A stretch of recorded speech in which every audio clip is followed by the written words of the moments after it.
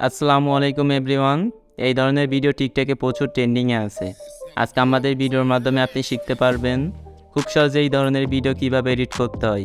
আমাদের ভিডিওটি এডিট করতে হলে প্রয়োজন হবে আমাদের জনপ্রিয় এডিটিং অ্যাপ ক্যাপকাট অ্যাপ্লিকেশন। সেকেন্ডে প্রয়োজন হবে 7 সেকেন্ডের ভিডিও ক্লিপস এবং ট্রেন্ডিং মিউজিক। এই সকল ডাউনলোড লিঙ্ক ভিডিও ডিসক্রিপশন বক্সে প্রোভাইড করা থাকবে। তো কথা না বাড়িয়ে ভিডিওটি শুরু করা যাক। ফার্স্ট আপনারা ক্যাপকাট অ্যাপ্লিকেশনটা ওপেন করবেন, তারপরে এখান থেকে নিউ প্রজেক্টে ক্লিক করবেন। আমার ভিডিওর ডিসক্রিপশন বক্স থেকে ডাউনলোড করা ভিডিও ক্লিপসটি সিলেক্ট করবেন, তারপরে এখান থেকে এডিটে ক্লিক করবেন।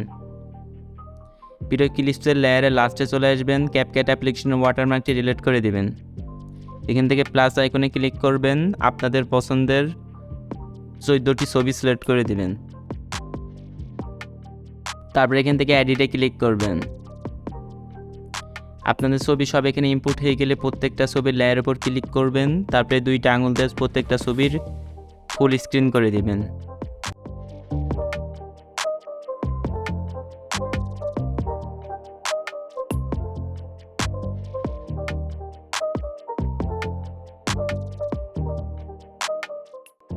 আপনাদের প্রত্যেকটা ছবি ফুল স্ক্রিন করা হয়ে গেলে আবার ভিডিওর ফার্স্টে চলে আসবেন, এখান থেকে এডিট অডিওতে ক্লিক করবেন, এক্সট্রাটে ক্লিক করবেন। আমার ভিডিও ডিসক্রিপশন বক্স থেকে ডাউনলোড করা মিউজিকটি সিলেক্ট করবেন, তারপরে এখান থেকে ইনপুট সাউন্ড অনলিতে ক্লিক করবেন। তারপরে এখান থেকে আপনাদের ছবির ডিউরেশন অ্যাড করতে হবে। তো এখান থেকে আপনারা প্রত্যেকটা ছবি 0.5 সেকেন্ড করে রেখে দিবেন।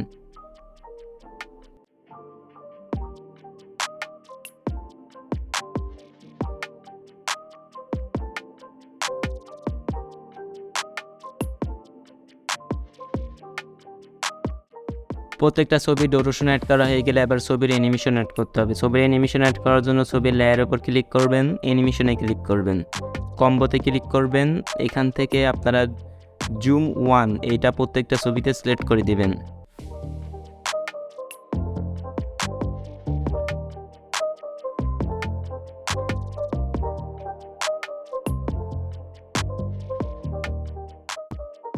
তারপরে এখান থেকে টিক মার্কে ক্লিক করে দিবেন।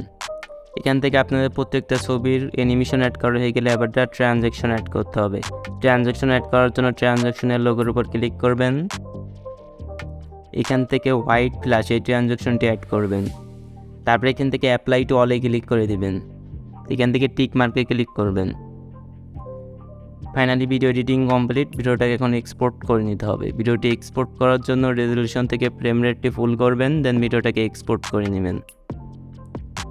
তো কিছু সেকেন্ডের মধ্যে আপনাদের গ্যালারিতে আপনাদের ভিডিওটি সেভ হয়ে যাবে।